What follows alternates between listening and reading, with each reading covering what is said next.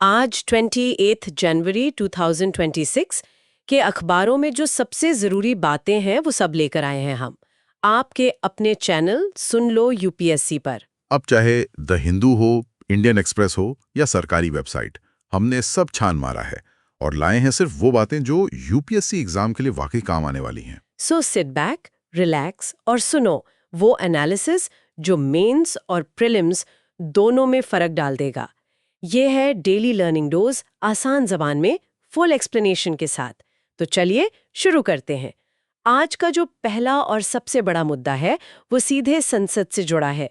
आज budget session 2026 की शुरुआत हुई और राष्ट्रपति द्रौपदी मुर्मू जी ने संसद के दोनों सदनों को मतलब लोकसभा और राज्यसभा को एक साथ संबोधित किया। हाँ, जिसे president's address to the joint session of parliament कहते हैं। एग्जैक्टली अब पहली नजर में ये एक सालाना रस्म लगती है ना, कि राष्ट्रपति आते हैं, भाषण देते हैं और सत्र शुरू हो जाता है। लेकिन जब मैंने आज के भाषण के एक एक पॉइंट को पढ़ा तो मुझे लगा कि ये सिर्फ औपचारिकता नहीं है। बिल्कुल नहीं है। इसके अंदर तो 2047 तक के भारत का पूरा ब्लूप्रिंट छिपा हुआ है। तो इसे समझना मुझे लगता है बहुत ही ज्यादा जरूरी है। आपने बिल्कुल सही नब्ज पकड़ी है। देखिए, राष्ट्रपति का ये जो संबोधन है, ये महज एक भाषण नहीं है। यह संविधान के आर्टिकल 87, मैं दोबारा बोलता हूं, आर्टिकल 87 के तहत एक संवैधानिक अनिवार्यता है, अ कॉन्स्टिट्यूशनल ऑब्लिगेशन। अच्छा, ये कंपलसरी है मतलब? हाँ, ये करना ही होता है। ये वो दस्तावेज है जिसमें सरकार राष्ट्रपति के माध्यम से आधिकारिक तौर पर पूरे देश को और संसद को बताती है कि उसने पिछले साल क्या किया और आने वाले साल के लिए उसका क्या इरादा है, क्या लेजिस्लेटिव एजेंडा है। और आज के भाषण का जो कोर थीम था, जो बार बार शब्द इस्तेमाल हो रहे थे, वो थे अमृतकाल और विकसित भारत 2047। बिल्कुल। पूरा भाषण इन्हीं दो विचारों के इर्द गिर्द बुना गया था। और इसी रोड मैप में एक ऐलान तो ऐसा है जो मतलब करोड़ों परिवारों की जिंदगी बदल सकता है। प्रधानमंत्री आवास योजना वाला। हाँ, प्रधानमंत्री आवास योजना यानी PMAY का विस्तार। सरकार ने 3 करोड़ अतिरिक्त घर बनाने का लक्ष्य रखा है। 3 करोड़। ये संख्या ही अपने आप में इतनी बड़ी है, इसके बारे में सोचना भी मतलब जबरदस्त है। बहुत बढ़िया है। और देखिए, ये सिर्फ एक हवाई लक्ष्य नहीं बताया गया, इसके लिए बाकायदा बजट का भी जिक्र किया गया। 5,36,000 करोड़ रुपए, 5,36,000 करोड़ रुपए। वाह, मतलब इसके लिए फंडिंग का भी रास्ता साफ कर दिया गया है। हाँ, ये दिखाता है कि सरकार इस योजना को लेकर कितनी गंभीर है। और जैसा आपने कहा, ये सिर्फ एक कल्याणकारी घोषणा नहीं है, इसके बहुत गहरे सामाजिक आर्थिक निहितार्थ हैं, सोशियो इकोनॉमिक इम्प्लीकेशंस हैं, जिन पर हम आगे विस्तार से बात करेंगे। बिल्कुल। भाषण में जम्मू और कश्मीर का भी एक बहुत महत्वपूर्ण जिक्र आया। वहां हाल में हुए भारी मतदान को डेमोक्रेटिक इंटीग्रेशन यानी लोकतांत्रिक एकीकरण की सफलता बताया गया। ये एक बड़ा पॉलिटिकल स्टेटमेंट है। हाँ, और साथ ही ये भी कहा गया कि इसने झूठे प्रचार या फॉल्स प्रोपेगेंडा को खारिज कर दिया है। हाँ, ये सीधे तौर पर आर्टिकल 370 यानी 370 को निरस्त करने के सरकार के फैसले को वैलिडेट करने, उसे सही ठहराने का एक प्रयास है। संदेश ये दिया जा रहा है कि तमाम आलोचना और झूठे प्रचार के बावजूद कश्मीर के लोग भारत की लोकतांत्रिक प्रक्रिया में पूरे दिल से हिस्सा ले रहे हैं। और एक बात जो पूरे भाषण में गूंजती रही, वो थे सरकार के विकास के 4 स्तंभ। The 4 pillars of development। हाँ, गरीब, युवा, महिलाएं और किसान, इन 4 वर्गों का जिक्र बार बार आया, जो कहीं ना कहीं ये दिखाता है कि आने वाले यूनियन बजट का जो फोकस है वो इन्हीं पर रहने वाला है। बिल्कुल, ये एक तरह से बजट की दिशा तय कर दी गई है। तो अगर यूपीएससी के नजरिए से देखें तो इस एक टॉपिक में कितनी सारी परतें हैं। जीएस पेपर 2 में पॉलिटी के तहत संसद की कार्यप्रणाली, आर्टिकल 87 का महत्व, फिर गवर्नेंस में PMAY जैसी सरकारी नीतियां, सही है। जीएस पेपर 3 में इकोनॉमी के लिए बजट का डायरेक्शन, इंफ्रास्ट्रक्चर पर जोर। और प्रीलिम्स को तो भूल ही नहीं सकते। प्रीलिम्स के लिए तो ये मतलब एक गोल्ड माइन है। आर्टिकल 87 और मोशन ऑफ थैंक्स से जुड़े सवाल तो सीधे सीधे बन सकते हैं। हाँ, बिल्कुल बन सकते हैं। तो चलिए इसे कॉन्स्टिट्यूशनल एंगल से डिकोड करते हैं। ये आर्टिकल 87 आखिर है क्या? इसके शब्दशः मायने क्या है? चलिए इसे एकदम तोड़कर समझते हैं, clause by clause. Article 87 clause 1 ये 2 स्थितियों में राष्ट्रपति के विशेष अभिभाषण को अनिवार्य मतलब मैंडेटरी बनाता है। अच्छा, 2 स्थितियां हैं। हाँ, 2। पहली स्थिति है at the commencement of the first session after each general election. मतलब हर आम चुनाव के बाद। एग्जैक्टली। जब नई लोकसभा बनती है तो उसके पहले सत्र के शुरुआत में राष्ट्रपति का अभिभाषण होना ही होना है। ये इसलिए जरूरी है ताकि जो नई सरकार चुनकर आई है वो अपनी नीतियां और अपनी प्राथमिकताएं संसद के सामने और देश के सामने रख सके। ठीक है, ये तो समझ में आया। और दूसरी स्थिति? दूसरी स्थिति है at the commencement of the first session of each year, यानी हर साल के पहले सत्र की शुरुआत में, जो कि आमतौर पर बजट सेशन होता है। हाँ, जैसा कि आज हुआ। इसका उद्देश्य भी वही है, साल की शुरुआत में सरकार का एजेंडा सेट करना, एक टून सेट करना कि इस साल हम इन चीजों पर फोकस करने वाले हैं। आर्टिकल 87 में एक और दिलचस्प लाइन है जो मैंने पढ़ी, inform parliament of the causes of its summons. ये सुनने में थोड़ा भारी लगता है, आसान भाषा में इसका क्या मतलब हुआ? देखिए, इसका सीधा सा मतलब है कि राष्ट्रपति, जो कि असल में सरकार की ही आवाज होते हैं, वो संसद को ये बताते हैं कि आपको यहाँ क्यों बुलाया गया है। अच्छा। हाँ, वो कहते हैं देखिए, इस सत्र में हम ये बिल लाना चाहते हैं, इन मुद्दों पर हम चर्चा करना चाहते हैं और देश के लिए हमारा ये विधायी एजेंडा यानी लेजिस्लेटिव एजेंडा है। तो ये एक तरह का नोटिस हो गया कि इस सेशन में क्या होने वाला है। बिल्कुल। और ये परंपरा हमने यूनाइटेड किंगडम के स्पीच फ्रॉम द थ्रोन से अपनाई है, जहां मोनार्क यानी राजा या रानी संसद को संबोधित करते हैं। लेकिन एक बहुत ही क्रूशियल पॉइंट है जो एस्पिरेंट्स को याद रखना है। क्या? ये भाषण राष्ट्रपति का व्यक्तिगत भाषण नहीं होता। इसे यूनियन कैबिनेट यानी केंद्रीय मंत्रिमंडल तैयार करता है। ये सरकार का नीतिगत दस्तावेज है, a policy document of the government, जिसे राष्ट्रपति सिर्फ पढ़ते हैं। ये बहुत जरूरी बात है। मतलब शब्द राष्ट्रपति के होते हैं लेकिन विचार और नीतियां सरकार की होती है। एग्जैक्टली। ठीक है, तो भाषण हो गया। अब इसके बाद क्या होता है? मैंने मोशन ऑफ थैंक्स या धन्यवाद प्रस्ताव के बारे में सुना है। क्या ये सिर्फ एक फॉर्मेलिटी है, एक थैंक यू नोट है, या इसका कोई संवैधानिक वजन भी है?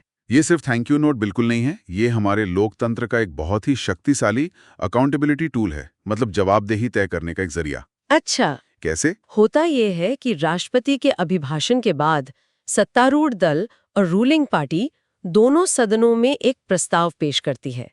इस प्रस्ताव में राष्ट्रपति को उनके संबोधन के लिए धन्यवाद दिया जाता है।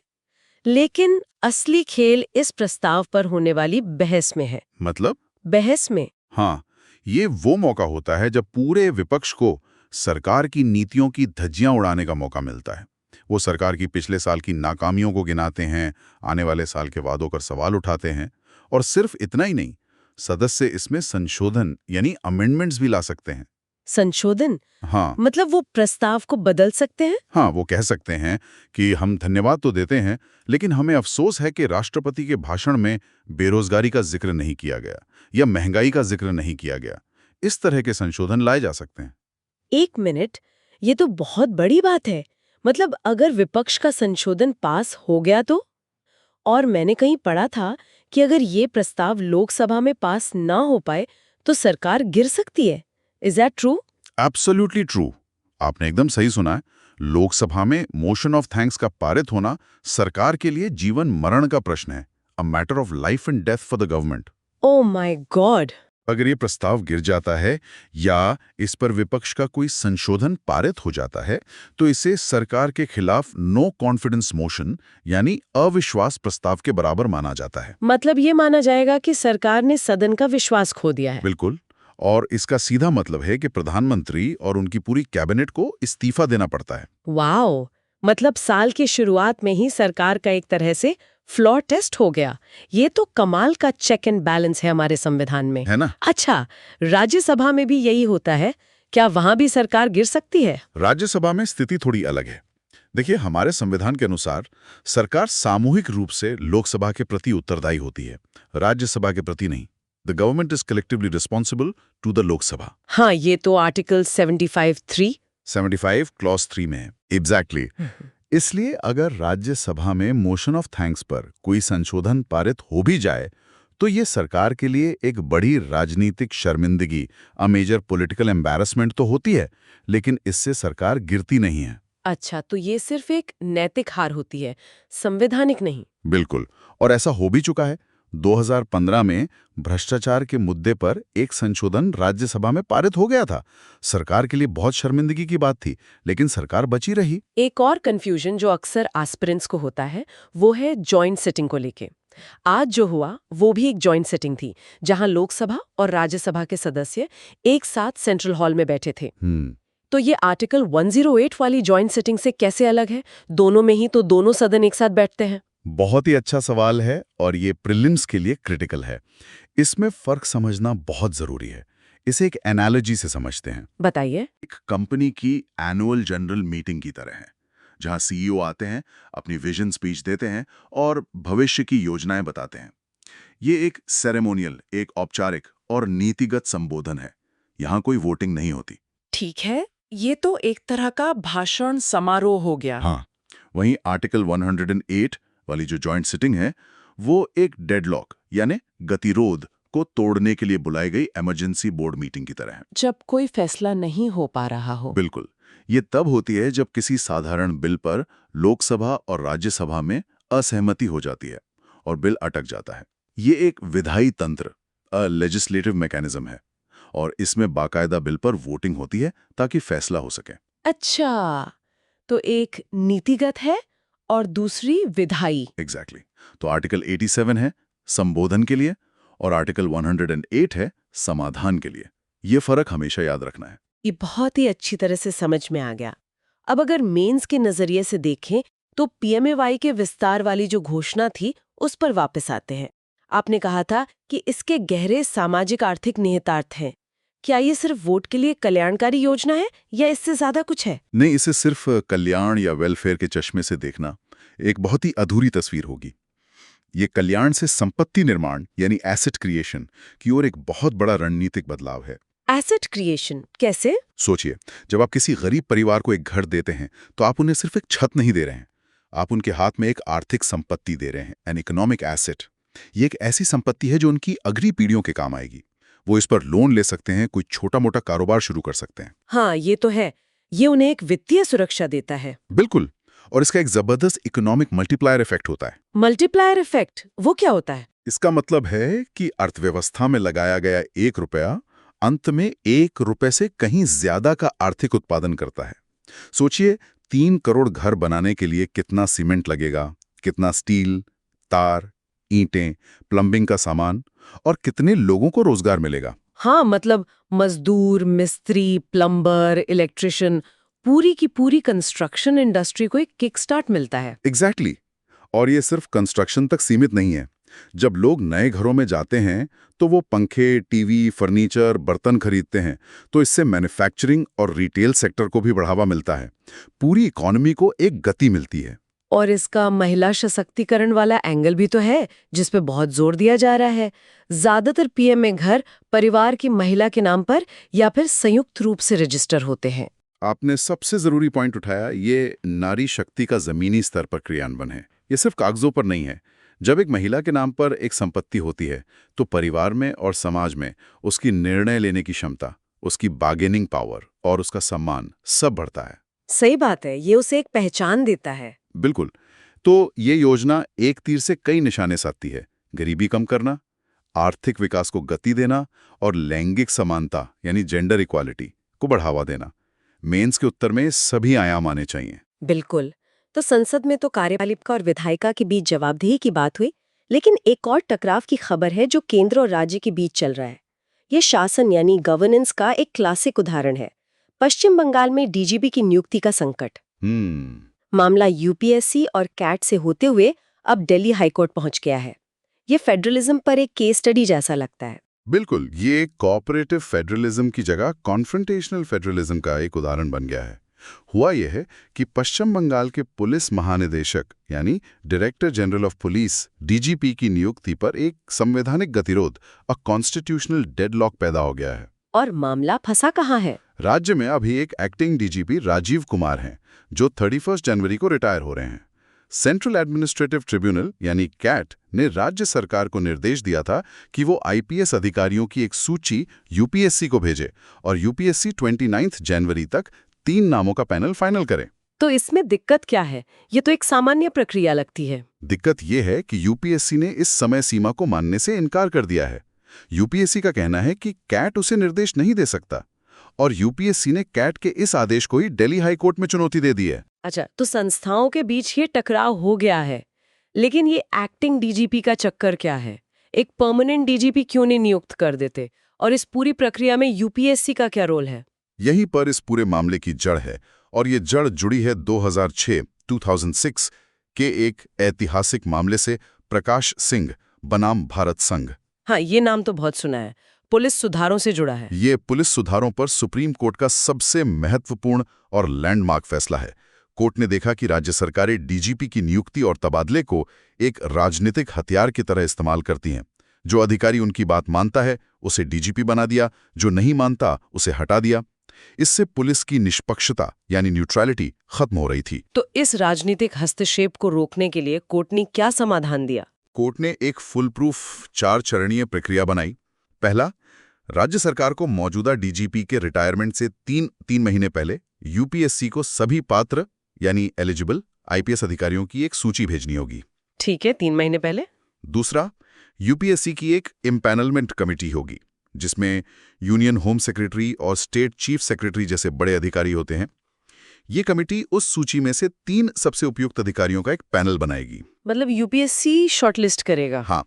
तीसरा, राज्य सरकार को इन्हीं 3 में से किसी एक को डीजीपी नियुक्त करना होगा। वो अपनी मनमर्जी से किसी चौथे व्यक्ति को नहीं बना सकते। अच्छा, तो राज्य सरकार की शक्ति को सीमित कर दिया गया। बिल्कुल।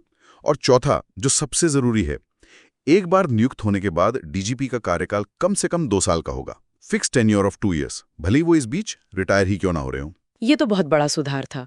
तो पश्चिम बंगाल में समस्या ये है कि इस प्रक्रिया को फॉलो नहीं किया जा रहा। हाँ, एक्टिंग डीजीपी की नियुक्ति करना असल में इसी पूरी प्रक्रिया को बाईपास करने का एक तरीका है, और इस पर सुप्रीम कोर्ट ने 2018 में सख्ती से रोक भी लगा दी थी। फिर भी ये हो रहा है। हाँ, अब टकराव इस बात पर है कि राज्य सरकार ने सूची भेजने में कथित तौर पर देरी की, और यूपीएससी का तर्क है कि कैट जैसी एक संस्था उसे, यानी यूपीएससी जो कि एक संवैधानिक संस्था है, अपनी प्रक्रिया पूरी करने के लिए समय सीमा में नहीं बांध सकती। तो ये कैट यानी सेंट्रल एडमिनिस्ट्रेटिव ट्रिब्यूनल आखिर है क्या?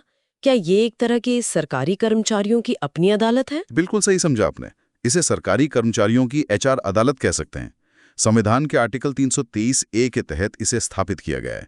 अगर किसी आईएएस या आईपीएस अधिकारी को अपनी भर्ती, प्रमोशन या सेवा शर्तों से कोई शिकायत है, तो वो सीधे हाई कोर्ट या सुप्रीम कोर्ट जाने के बजाय पहले कैट का दरवाजा खटखटाते हैं। लेकिन यूपीएससी तो कैट के फैसले के खिलाफ दिल्ली हाई कोर्ट चला गया। क्या ऐसा किया जा सकता है? हाँ, किया जा सकता है। और यहीं पर एक और लैंडमार्क केस आता है, एल चंद्र कुमार केस 1997। 1997, इसमें क्या हुआ था? इस मामले में सुप्रीम कोर्ट ने फैसला दिया था कि ट्राइब्यूनल्स के आदेश जुडिशियल रिव्यू यानी न्यायिक समीक्षा से बाहर नहीं है। मतलब कैट के आदेशों की भी न्यायिक समीक्षा हाई कोर्ट कर सकता है। इसी फैसले के आधार पर यूपीएससी कैट के खिलाफ दिल्ली हाई कोर्ट गया है। तो अगर मेंस के लिए इसका विश्लेषण करें तो ये सिर्फ एक अधिकारी की नियुक्ति का विवाद नहीं है। नहीं, बिल्कुल नहीं। ये तो केंद्र और राज्य के बीच गहरे अविश्वास, डीप डिस्ट्रस्ट को दिखाता है। और जब पुलिस के मुखिया की कुर्सी ही राजनीतिक खींचतान का अखाड़ा बन जाए, तो उस राज्य की पुलिस की तटस्थता का क्या होगा? ये तो रूल ऑफ लॉ के लिए बहुत खतरनाक है। आपने बिल्कुल सही पॉइंट उठाया है। ये इंस्टीट्यूशनल इंटेग्रिटी यानी संस्थागत अखंडता का भी सवाल है। यूपीएससी जैसी संवैधानिक संस्था का एक ट्राइब्यूनल के खिलाफ कोर्ट जाना अपनी स्वायत्तता यानी ऑटोनॉमी को बचाने का एक प्रयास है। तो आगे का रास्ता क्या है? देखिए, ये मामला दिखाता है कि सुप्रीम कोर्ट को अपने नो एक्टिंग डीजीपी वाले नियम को और भी ज्यादा सख्ती से लागू करने की जरूरत है, ताकि भारत की पुलिस का नेतृत्व राजनीतिक अधर में न लटका रहे। पुलिस की तटस्थता की बात तो हो गई, लेकिन जब अपराध हो ही जाता है तो न्याय प्रणाली की भूमिका सामने आती है। और सुप्रीम कोर्ट ने एक बहुत ही जघन्य अपराध एसिड अटैक पर एक ऐसी टिप्पणी की है जो आने वाले समय में शायद कानून का रुख ही बदल दे। ये खबर पढ़कर ही रोंगटे खड़े हो जाते हैं। यह एक बहुत ही महत्वपूर्ण और संवेदनशील न्यायिक अवलोकन है। सीजेआई सूर्यकांत की अध्यक्षता वाली बेंच ने एक मामले की सुनवाई के दौरान यह सिफारिश की है कि एसिड अटैक के दोषियों की संपत्ति जब्त करके नीलाम कर देनी चाहिए। नीलाम कर देनी चाहिए? हाँ, और उस पैसे से पीड़ितों को मुआवजा देना चाहिए। कोर्ट ने बहुत ही सख्त शब्दों का इस्तेमाल किया। उन्होंने कहा कि ऐसे अपराधियों के लिए सुधारात्मक दृष्टिकोण और रिफॉर्मेटिव अप्रोच की कोई गुंजाइश नहीं है। ये तो एक बहुत बड़ा फिलॉसफिकल शिफ्ट है। हमारी जो न्याय प्रणाली है वो तो आम तौर पर अपराधी को सुधारने पर जोर देती है, जिसे हम रिफॉर्मेटिव थ्योरी ऑफ पनिशमेंट कहते हैं। सही कहा। तो क्या कोर्ट ये कह रहा है कि कुछ अपराधी सुधर ही नहीं सकते? हाँ, कोर्ट का इशारा यही है। उनका कहना है कि एसिड अटैक जैसे अपराध इतने जघन्य हैं, इतने हीनियस हैं कि उनमें समाज को एक कड़ा संदेश देने की जरूरत है।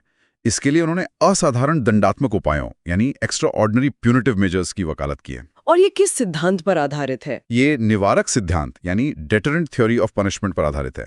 मतलब सजा ऐसी हो कि कोई और ऐसा करने की हिम्मत भी ना कर सके। It should act as a deterrent for others. 2013 से पहले तो एसिड अटैक को कानून में अलग से पहचाना भी नहीं जाता था, है ना? इसे बस गंभीर चोट या ग्रीवियस हर्ट माना जाता था। बिल्कुल। तो ये बदलाव कैसे आया? ये बदलाव दो बड़े घटनाक्रमों के बाद आया।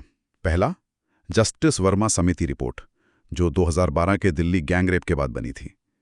और दूसरा, लक्ष्मी बनाम भारत संघ, Laxmi versus Union of India 2014 का मामला, जिसमें acid attack survivor Laxmi Agarwal ने याचिका दायर की थी। हाँ, इन दोनों ने बहुत बड़ा प्रभाव डाला। इन्हीं के दबाव में संसद ने कानून बदला और इंडियन पीनल कोड यानी आईपीसी में 2 नई धाराएं जोड़ी, 326A, 326B।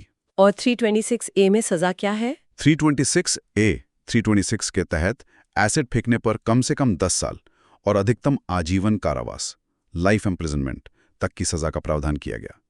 साथ ही एसिड की खुली बिक्री को रेगुलेट किया गया और पीड़ितों के लिए न्यूनतम 3 लाख रुपए के मुआवजे का प्रावधान भी किया गया। कोर्ट की ये जो नई टिप्पणी है कि अपराधी की संपत्ति नीलाम होनी चाहिए, ये एक और कदम आगे है। ये पुनस्थापनात्मक न्याय यानी रिस्टोरेटिव जस्टिस की तरफ एक कदम लगता है। बिल्कुल सही शब्द इस्तेमाल किया आपने। रेस्टोरेटिव जस्टिस का मतलब ही यही है कि सिर्फ अपराधी को सजा देना काफी नहीं है, पीड़ित को जो नुकसान हुआ है उसकी भरपाई करना भी जरूरी है। और इससे वित्तीय बोझ भी अपराधी पर पड़ेगा, न कि करदाता पर। अब तक तो मुआवजा सरकार देती थी, है ना? हाँ, अब तक कॉम्पेंसेशन स्कीम के तहत सरकार देती थी, लेकिन कोर्ट का सुझाव है कि ये पैसा अपराधी की संपत्ति से वसूला जाना चाहिए। जीएस पेपर 4 एथिक्स के पेपर के लिए ये एक बेहतरीन केस स्टडी है। ये न्याय बनाम दया की बहस को सामने लाती है। सही है। और ये भी समझना होगा कि एसिड अटैक सिर्फ एक शारीरिक हमला नहीं है, ये पीड़ित की पहचान, उसके चेहरे, उसके भविष्य को मिटाने का प्रयास है। कुछ कानूनी विशेषज्ञ इसे सिविल डेथ भी कहते हैं। पर क्या इसमें कोई कानूनी अड़चन है? मान लीजिए किसी पर सिर्फ आरोप लगा है और केस चल रहा है, तो क्या उसकी संपत्ति तुरंत जब्त की जा सकती है? ये तो दोषी साबित होने तक निर्दोष वाले सिद्धांत के खिलाफ नहीं जाएगा? किया है। इसका क्या मतलब है? इसका मतलब है कि मुकदमे के दौरान आरोपी को अपनी संपत्ति बेचने या किसी और के नाम पर ट्रांसफर करने से रोकने का आदेश दिया जा सकता है, ताकि अगर वो दोषी साबित हो तो संपत्ति उपलब्ध रहे। अच्छा, मतलब संपत्ति को फ्रीज कर दिया जाएगा। हाँ, कोर्ट ने 2 और बहुत बड़े सुझाव दिए हैं। पहला, पीओसो एक्ट या एनडीपीएस एक्ट की तरह एसिड अटैक के मामलों में भी सबूत का भार उल्टा जाना चाहिए, यानी रिवर्स बर्डन ऑफ प्रूफ। मतलब आरोपी पर खुद को निर्दोष साबित करने का भार हो। एग्जैक्टली। और दूसरा, इन मामलों के लिए स्पेशल कोर्ट्स बने ताकि फैसला जल्दी आए। याचिकाकर्ता शाहीन मलिक का मामला, जिसकी सुनवाई हो रही थी, वो 16 साल से न्याय का इंतजार कर रही हैं। 16 साल, ये तो अपने आप में एक अन्याय है। ये टिप्पणी वाकई एक चेतावनी है। सरकार को नई भारतीय न्याय संहिता में संपत्ति जब्त करने जैसे प्रावधानों को शामिल करने पर गंभीरता से विचार करना चाहिए। बिल्कुल। न्याय के अधिकार की बात हुई, अब बात करते हैं सबसे बड़े राजनीतिक अधिकार की, वोट देने का अधिकार। इलेक्शन कमीशन ऑफ इंडिया यानी ईसीआई ने इस पर सुप्रीम कोर्ट में एक बहुत बड़ी और थोड़ी चौंकाने वाली बात कह दी है। हाँ, ईसीआई ने कहा है कि मतदाता सूची में किसी का नाम होना एक क्वालिफाइड राइट है, यानी एक सशर्त अधिकार। ये कोई पूर्ण या एब्सोल्यूट राइट नहीं है। क्वालिफाइड राइट, ये सुनने में थोड़ा टेक्निकल लगता है। आम आदमी के लिए इसका क्या मतलब है? क्या इसका मतलब है कि मेरा वोट का अधिकार छीना जा सकता है? चलिए इसे आसान करते हैं। ईसीआई का कहना है कि वोट देने का अधिकार आपको कुछ शर्तें पूरी करने पर मिलता है और आपको वो शर्तें लगातार, कंटिन्यूअसली पूरी करनी होंगी। ये मामला उठा कहाँ से? ये मामला मतदाता सूची के स्पेशल इंटेंसिव रिवीजन यानी एसआईआर पर सुनवाई के दौरान सामने आया। ईसीआई पूरे देश की मतदाता सूची को साफ कर रहा है, डुप्लीकेट और फर्जी नाम हटा रहा है। इसी प्रक्रिया पर कुछ विपक्षी दलों ने चिंता जताई थी। और ये शर्तें क्या हैं? ये कहाँ लिखी हैं? ये शर्तें संविधान के आर्टिकल 326 में लिखी हैं, जो वयस्क मताधिकार यानी एडल्ट सफरेज की बात करता है। ये कहता है कि वोट देने के लिए आपको 3 शर्तें पूरी करनी होंगी। कौन कौन सी? पहली, आप भारत के नागरिक हों। दूसरी, आपकी उम्र 18 या 18 साल से कम ना हो, और तीसरी, आपको किसी कानून के तहत अयोग्य यानी डिस्क्वालिफाइड न ठहराया गया हो, जैसे कि दिमागी रूप से अस्वस्थ होना या किसी चुनावी अपराध में दोषी होना। तो ईसीआई किस शर्त पर जोर दे रहा है? ईसीआई इसी नागरिक होने वाली शर्त पर जोर दे रहा है। उनका तर्क है कि नागरिकता एक स्थायी स्थिति है जिसे आपको लगातार बनाए रखना होता है। तो प्रीलिम्स के लिए जो सबसे बड़ा सवाल बनता है और ये बार बार पूछा जाता है, वो ये है कि राइट टू वोट किस प्रकार का अधिकार है। क्या ये मौलिक अधिकार है, संवैधानिक अधिकार है या वैधानिक अधिकार है? ये एक क्लासिक सवाल है और इसमें बहुत कंफ्यूजन होता है। देखिए, राइट टू वोट एक मौलिक अधिकार यानी फंडामेंटल राइट नहीं है, ये साफ है। ठीक है, तो फंडामेंटल राइट तो नहीं है। ये एक संवैधानिक अधिकार यानी कॉन्स्टिट्यूशनल राइट है, क्योंकि इसका जिक्र सीधे संविधान के आर्टिकल 326 में है। लेकिन ये अधिकार कानून द्वारा विनियमित यानी रेगुलेटेड होता है, जो है रिप्रेजेंटेशन ऑफ पीपल एक्ट 1950। इसलिए कुछ लोग इसे वैधानिक अधिकार यानी स्टैट्यूटरी राइट भी कहते हैं। तो सबसे सही जवाब क्या होगा? सबसे सटीक जवाब है कि ये एक संवैधानिक अधिकार है जिसे कानून के माध्यम से लागू किया जाता है। सुप्रीम कोर्ट ने भी PUCL versus Union of India case में इसे एक स्टैट्यूटरी राइट माना था, जो अपनी शक्ति संविधान से लेता है। ECI का क्वालिफाइड राइट वाला तर्क इसी व्याख्या पर आधारित है। लेकिन इस नागरिकता की निरंतर पूर्ति वाली शर्त का गलत इस्तेमाल भी तो हो सकता है। कहीं ऐसा न हो कि वेरिफिकेशन के नाम पर असली नागरिकों को ही मताधिकार से वंचित कर दिया जाए। यही सबसे बड़ा खतरा है और विपक्ष की चिंता का कारण भी यही है। ECI का इरादा तो चुनावी शुचिता यानी इलेक्टोरल प्योरिटी बनाए रखना है, लेकिन इस प्रक्रिया को बहुत ही ज्यादा पारदर्शी और निष्पक्ष होना होगा। तो ECI ने इस पर क्या सफाई दी है? ECI ने हालांकि स्पष्ट किया है कि वो नागरिकता का निर्धारण यानी डिटर्मिनेशन नहीं कर रहा, वो सिर्फ पात्रता का सत्यापन यानी वेरिफिकेशन कर रहा है। लेकिन इन दोनों के बीच की रेखा बहुत पतली है।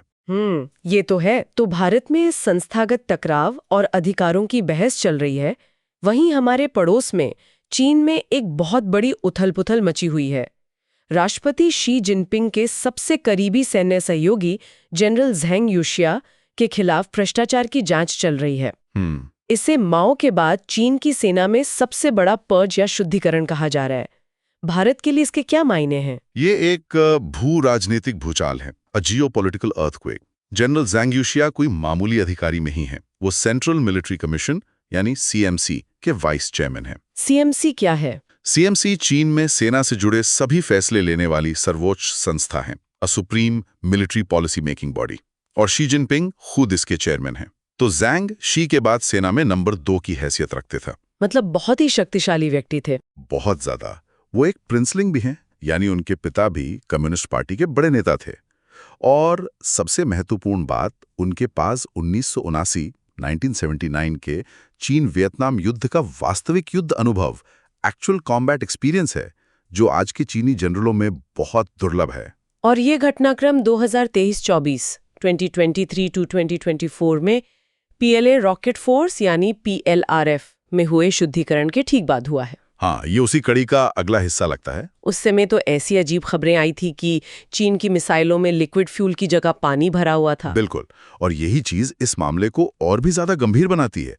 आधिकारिक कारण तो भ्रष्टाचार बताया जा रहा है, जो शी जिनपिंग का पसंदीदा हथियार है अपने विरोधियों को ठिकाने लगाने का। लेकिन असली वजह कुछ और हो सकती है। ज्यादातर विश्लेषकों का मानना है कि असली वजह ताइवान पर आक्रमण को लेकर शीर्ष सैन्य नेतृत्व में मतभेद हो सकते हैं। अमेरिकी खुफिया एजेंसियों का मानना है कि शी जिनपिंग 2027 तक ताइवान पर हमले के लिए सेना को तैयार देखना चाहते हैं। हो सकता है कि जनरल झांग जैसे अनुभवी कमांडर ने PLA को इतने बड़े और जोखिम भरे ऑपरेशन के लिए तैयार ना माना हो। तो क्या इसका मतलब ये है कि चीन की सेना, जो दुनिया को इतनी ज्यादा ताकतवर दिखती है, वो अंदर से खोखली है, जिसे पेपर टाइगर सिंड्रोम कहते हैं?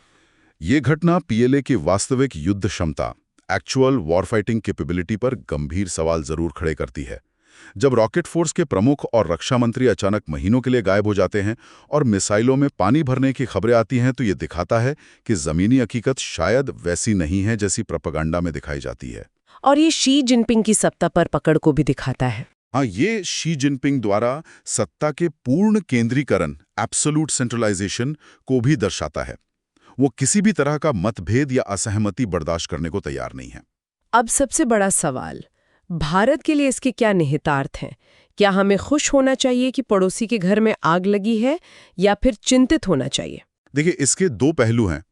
अल्पकाल में यानी शॉर्ट टर्म में यह भारत के लिए थोड़ा फायदेमंद हो सकता है। कैसे? एक ऐसी सेना जो आंतरिक शुद्धिकरण और उथल-पुथल से गुजर रही हो, वो शायद लाइन ऑफ एक्चुअल कंट्रोल यानी LAC पर कोई बड़ा दुस्साहस करने से बचेगी। इससे सीमा पर एक अस्थायी स्थिरता आ सकती है। ठीक है, ये तो शॉर्ट टर्म की बात हुई। और लॉन्ग टर्म में? दीर्घकाल में यह स्थिति ज्यादा खतरनाक और अप्रत्याशित यानी अनप्रिडिक्टेबल हो सकती है।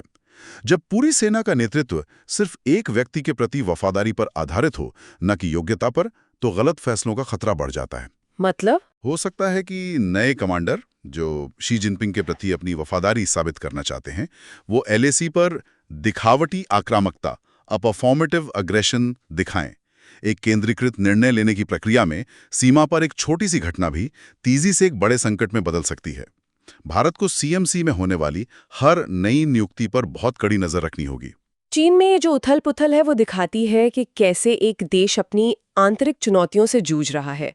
अब अगर हम भारत की बात करें तो यहाँ एक अलग तरह का संघर्ष चल रहा है, विकास की रफ्तार और पर्यावरण की सुरक्षा के बीच। The classic development versus environment debate. हाँ, और सरकार ने इसी से जुड़ा एक बड़ा कदम उठाया है, जिसने ईज ऑफ डूइंग बिजनेस के समर्थकों को तो खुश कर दिया है, लेकिन पर्यावरणविदों की चिंता बढ़ा दी है। हाँ, पर्यावरण मंत्रालय यानी MOEFCC ने एयर एक्ट 1981 और वाटर एक्ट 1974 के तहत जारी होने वाले कंसेंट टू ऑपरेट यानी CTO के दिशा निर्देशों में एक क्रांतिकारी बदलाव किया है। और सबसे बड़ा बदलाव क्या है?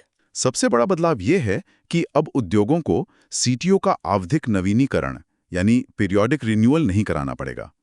एक बार मिल गया तो ये अनिश्चित काल तक यानी परपेचुअली वैध रहेगा। हमेशा के लिए? हाँ, हमेशा के लिए। ये तो उद्योगों के लिए बहुत बड़ी राहत है। पुरानी व्यवस्था क्या थी और उसमें क्या दिक्कतें थीं? पुरानी व्यवस्था में किसी भी उद्योग को स्टेट पोल्यूशन कंट्रोल बोर्ड्स यानी SPB से दो तरह की अनुमति लेनी पड़ती थी। पहली कंसेंट टू एस्टैब्लिश यानी CTE, जो उद्योग लगाने से पहले मिलती है, और दूसरी कंसेंट टू ऑपरेट यानी CTO, जो उत्पादन शुरू करने के लिए मिलती है। और CTO को रिन्यू कराना पड़ता था? हाँ, इस CTO को हर कुछ सालों में, जैसे रेड कैटेगरी के उद्योगों के लिए 5 साल, ऑरेंज के लिए 10 साल, नवीनीकृत कराना पड़ता था। इस प्रक्रिया की आलोचना अक्सर इंस्पेक्टर राज, भ्रष्टाचार और अनावश्यक देरी के लिए होती थी। तो नई व्यवस्था में इससे स्थायी वैधता यानी परपेचुअल वैलिडिटी दे दी गई है। लेकिन मेरा सवाल ये है कि क्या ये ईज ऑफ डूइंग बिजनेस के नाम पर पर्यावरण से एक खतरनाक समझौता नहीं है? हम इंस्पेक्टर राज खत्म करने के चक्कर में कहीं पल्यूटर राज को बढ़ावा तो नहीं दे रहे? यही इस पूरे बदलाव का सबसे बड़ा सवाल है और मेंस के लिए एक बेहतरीन प्रश्न भी। इसके दोनों पहलुओं को समझना होगा। आर्थिक दृष्टिकोण से देखें तो ये EODB के लिए एक बहुत बड़ा बूस्ट है। ये अनुपालन बोझ और कंप्लायंस बर्डन को कम करेगा और उद्योगों को बार-बार बाबुओं के चक्कर नहीं काटने पड़ेंगे। ये तो फायदे की बात हो गई। अब नुकसान की बात करते हैं, पर्यावरणीय दृष्टिकोण से। पर्यावरणीय दृष्टिकोण से ये बहुत जोखिम भरा है।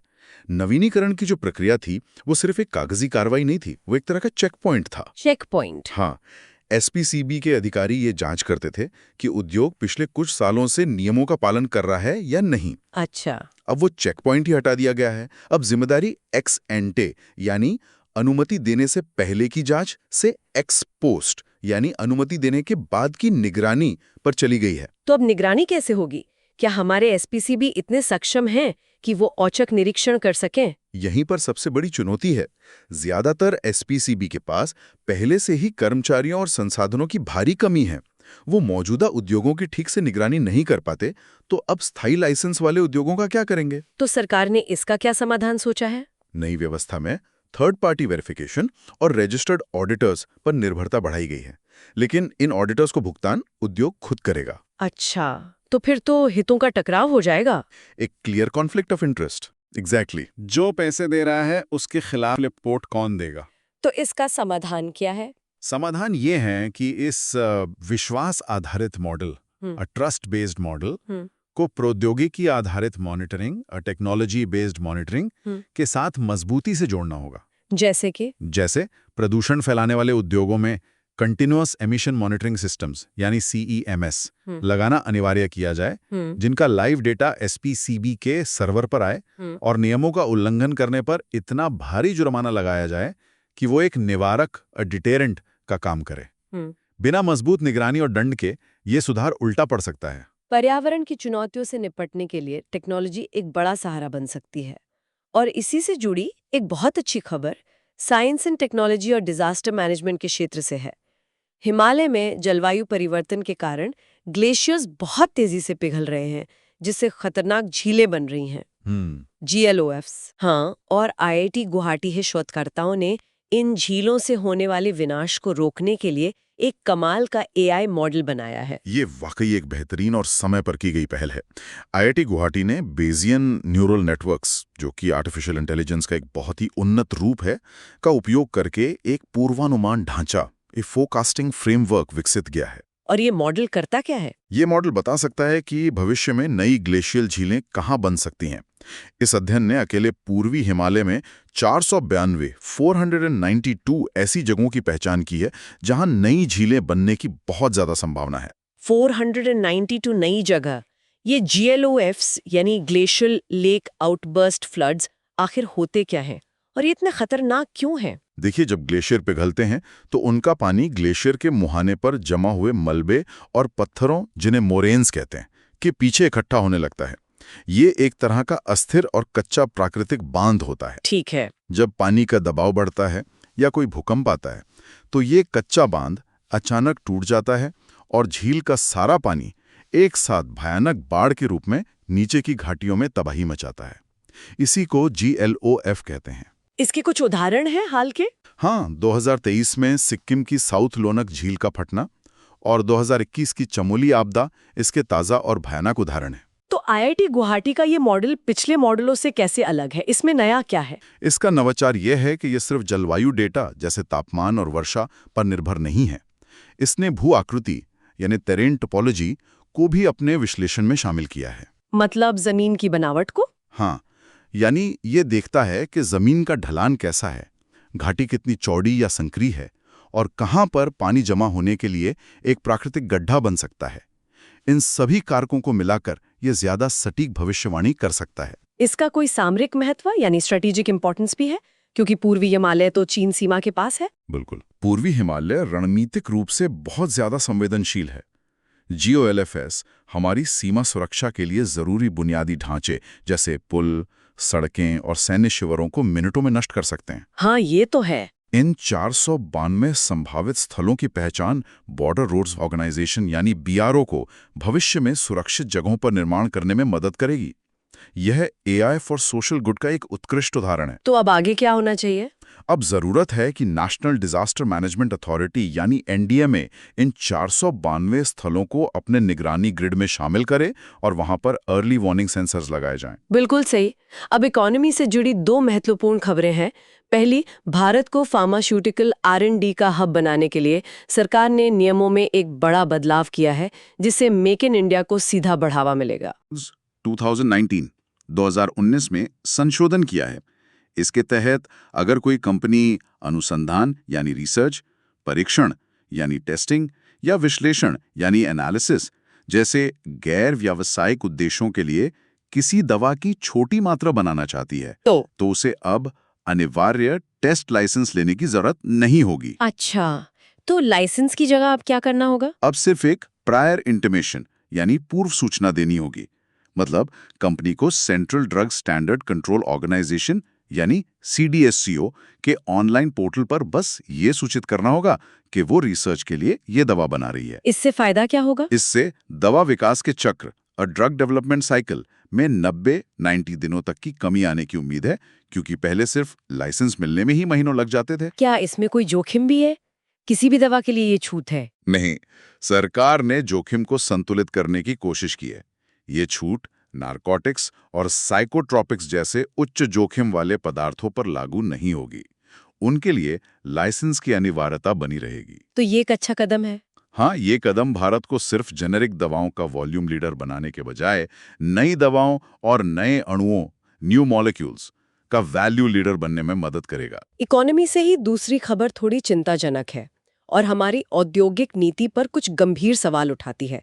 भारत सोलर एनर्जी और इलेक्ट्रिक व्हीकल बैटरीज में आत्मनिर्भर बनना चाहता है, लेकिन हमारी महत्वाकांक्षी प्रोडक्शन लिंक्ड इंसेंटिव यानी पीएलआई योजनाओं में एक बड़ी संरचनात्मक बाधा सामने आ रही है। हाँ, एक संपादकीय विश्लेषण से पता चला है कि सोलर फोटोवोल्टेक यानी पीवी मॉड्यूल्स और एडवांस्ड केमिस्ट्री सेल यानी एसीसी बैटरीज के लिए जो पीएलआई योजनाएं चल रही हैं, उनमें गंभीर खामियां हैं। और खामी क्या है? खामी ये है कि हम मोबाइल फोन की तरह सिर्फ एक असेंबलर देश बनकर रह जाने का जोखिम उठा रहे हैं। असेंबलर देश, इसका क्या मतलब है? आंकड़े क्या कहते हैं? इसका मतलब है कि हम अंतिम उत्पाद को जोड़ने यानी असेंबली में तो ठीक-ठाक काम कर रहे हैं, लेकिन उस उत्पाद को बनाने वाले मुख्य और उच्च मूल्य वाले घटकों कोर कंपोनेंट्स के निर्माण में बुरी तरह पिछड़ रहे हैं। कुछ आंकड़े दे सकते हैं? हाँ, आंकड़े देखिए। सोलर मॉड्यूल असेंबली में हमने 56% लक्ष्य हासिल कर लिया है, जो कि एक डाउनस्ट्रीम गतिविधि है। लेकिन अपस्ट्रीम में यानी पॉलीसिलिकॉन बनाने में हमने केवल 14% और वेफर्स बनाने में केवल 10% लक्ष्य हासिल किया है। ओह, इसका मतलब हम सोलर पैनल तो भारत में जोड़ रहे हैं, लेकिन उसका सबसे जरूरी हिस्सा जो है वेफर और पॉलीसिलिकॉन, वो अभी भी चीन से ही आयात कर रहे हैं। बिल्कुल, और यही हमारी रणनीतिक निर्भरता स्ट्रैटेजिक डिपेंडेंसी को बनाए रखता है। एसीसी बैटरी में तो स्थिति और भी ज्यादा खराब है।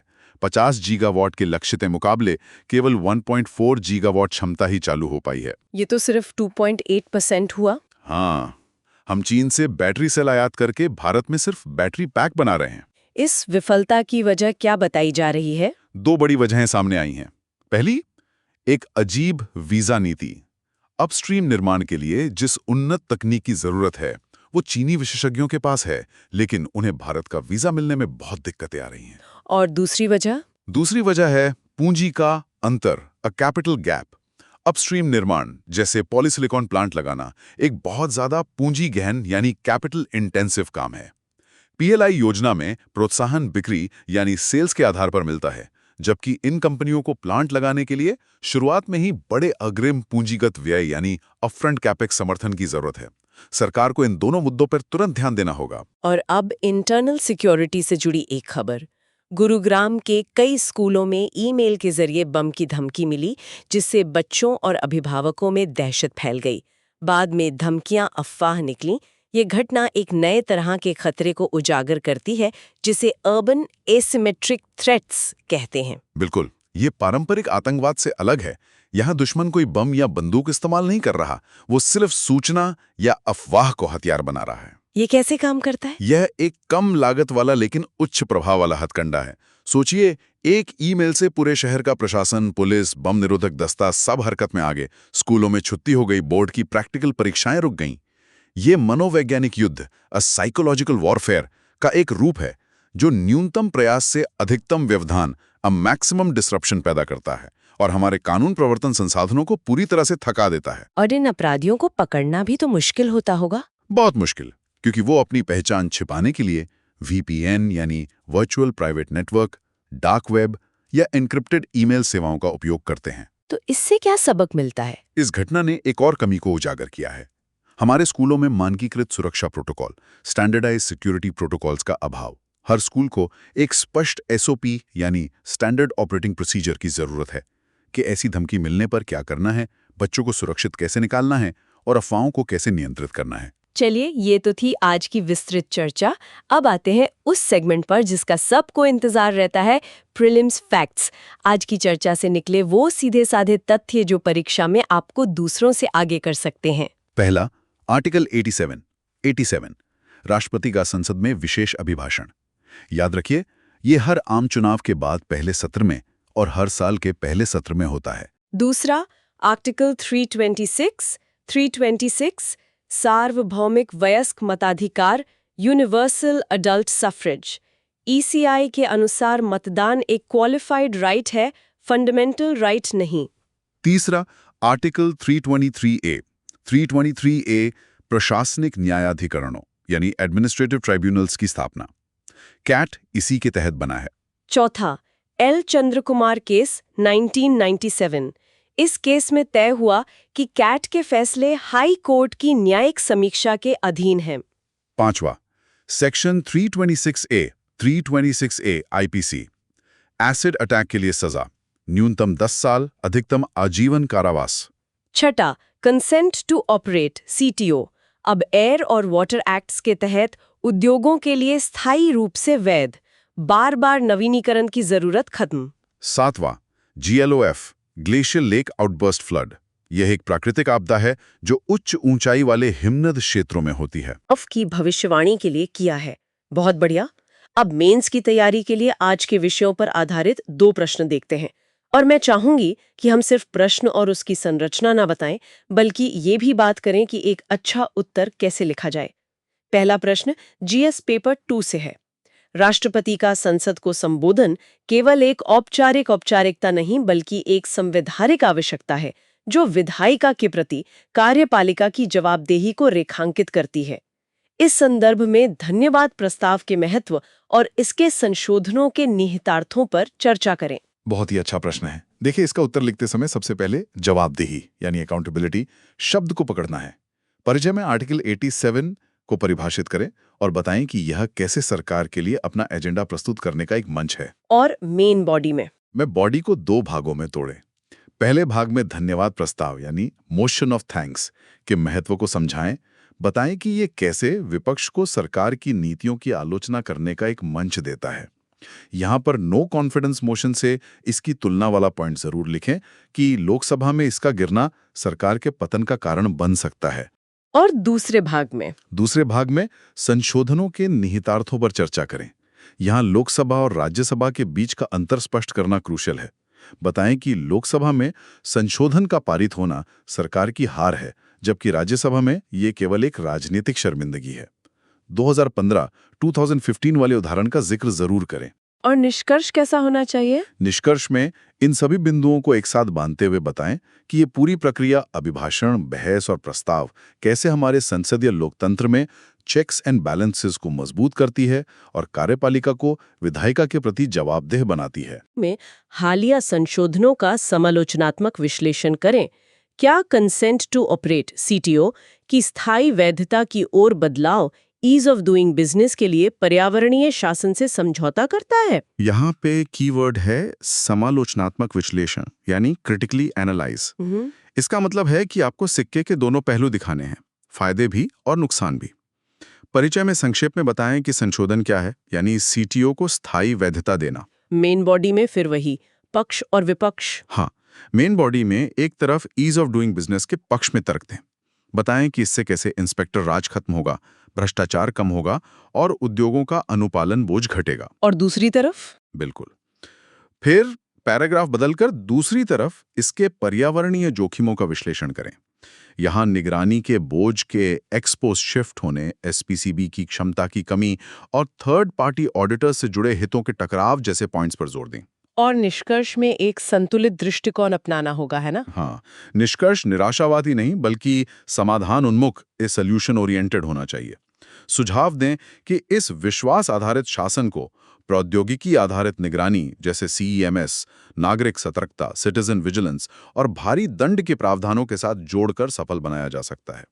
एक संतुलित आगे की राह, अ बैलेंस्ड वे फॉरवर्ड के साथ उत्तर समाप्त करें। शानदार। चलिए अब अपनी समझ को परखते हैं आज के क्विज के साथ। मैं भी आपके साथ इन सवालों को हल करने की कोशिश करूंगी। प्रश्न 1, राष्ट्रपति के अभिभाषण के संबंध में निम्नलिखित कथनों पर विचार करें। 1, यह केवल लोकसभा के आम चुनाव के बाद पहले सत्र की शुरुआत में होता है। 2, अभिभाषण के बाद धन्यवाद प्रस्ताव पर होने वाली बहस में सदस्य संशोधन प्रस्तुत कर सकते हैं। 3, यदि धन्यवाद प्रस्ताव लोकसभा में पारित नहीं होता है तो सरकार को इस्तीफा देना पड़ता है। ऊपर दिए गए कथनों में से कौन सा या कौन से सही है? सोचिए। पहला कथन ध्यान से पढ़िए। हाँ, पहले कथन में केवल शब्द है जो एक ट्रैप वर्ड है। यह केवल चुनाव के बाद नहीं बल्कि हर साल के पहले सत्र में भी होता है। तो पहला गलत है। बिल्कुल। और दूसरा और तीसरा तो सही है, हमने अभी चर्चा की। तो सही उत्तर होगा C, 2 and 3 ओनली। बिल्कुल सही। अगला प्रश्न, प्रश्न 2। प्रकाश सिंह केस 2006 जो हाल ही में खबरों में था, किससे संबंधित है? A, पर्यावरण मंजूरी के मानदंड, B, पुलिस सुधार और डीजीपी की नियुक्ति, C, चुनावी बॉन्ड योजना, D, सांसदों की अयोग्यता। ये तो सीधा सवाल है। हाँ, ये तो हमने विस्तार से चर्चा की है। सही उत्तर है B, पुलिस सुधार और डीजीपी की नियुक्ति। प्रश्न 3। Glacial lake outburst floods GLOFs नामक आपदा घटना किस भौगोलिक क्षेत्र में होने की सबसे अधिक संभावना है? A, तटीय डेल्टा, B, रेगिस्तानी टिब्बे, C, क्रायोस्फीयर, उच्च ऊंचाई वाले हिमनद क्षेत्र, D, दक्कन ट्रैप। क्रायोस्फीयर का मतलब होता है पृथ्वी का वो हिस्सा जहां पानी जमे हुए रूप में होता है, जैसे बर्फ और ग्लेशियर। तो जाहिर है ग्लेशियर वहीं होंगे और GLOF भी वहीं होगा। तो सही उत्तर है C, क्रायोस्फीयर। करेक्ट। प्रश्न 4। केंद्रीय प्रशासनिक न्यायाधिकरण यानी कैट के संदर्भ में विचार करें। 1, इसकी स्थापना संविधान के आर्टिकल 323B के तहत की गई थी। 2, एल चंद्र कुमार केस के अनुसार इसके आदेशों को संबंधित उच्च न्यायालय में चुनौती दी जा सकती है। इसमें भी एक छोटा सा पेज है। हाँ, आर्टिकल नंबर पर ध्यान देना होगा। कैट की स्थापना आर्टिकल 323A के तहत हुई थी, B के तहत नहीं। तो पहला कथन गलत है, लेकिन दूसरा सही है। तो सही उत्तर है B2 ओनली। बहुत बढ़िया। और अंतिम प्रश्न आज का। हाल ही में संशोधित समान सहमति दिशा निर्देश के तहत कंसेंट टू ऑपरेट को स्थायी वैधता दी गई है। यह किन अधिनियमों से संबंधित है? A, केवल पर्यावरण संरक्षण अधिनियम 1986, B, वायु अधिनियम 1981 और जल अधिनियम 1974, C, वन संरक्षण अधिनियम 1980, D, वन्यजीव संरक्षण अधिनियम 1972। ये भी सीधा तथ्य आधारित प्रश्न है। हाँ, इसका सही उत्तर है B, वायु निवारण और प्रदूषण नियंत्रण अधिनियम 1981 और जल। बिल्कुल। तो ये थी हमारी आज की विस्तृत चर्चा। आज के प्रमुख बिंदु ये रहे। राष्ट्रपति के अभिभाषण ने विकसित भारत के लिए एक बड़ा एजेंडा तय किया है, जिसमें 3 करोड़ नए घर शामिल हैं। सुप्रीम कोर्ट ने एसिड अटैक पर कड़ा रुख अपनाते हुए अपराधियों की संपत्ति जब्त करने का सुझाव दिया है। पश्चिम बंगाल में डीजीपी की नियुक्ति पर संवैधानिक संकट गहरा गया है। पर्यावरण नियमों में ईज ऑफ डूइंग बिजनेस को बढ़ावा दिया गया, लेकिन निगरानी की चुनौतियां भी बढ़ी हैं। और चीन की सेना में बड़ी उथल-पुथल भारत के लिए एक नई और अप्रत्याशित चुनौती है। आज की मेहनत कल की कहानी बदल देगी।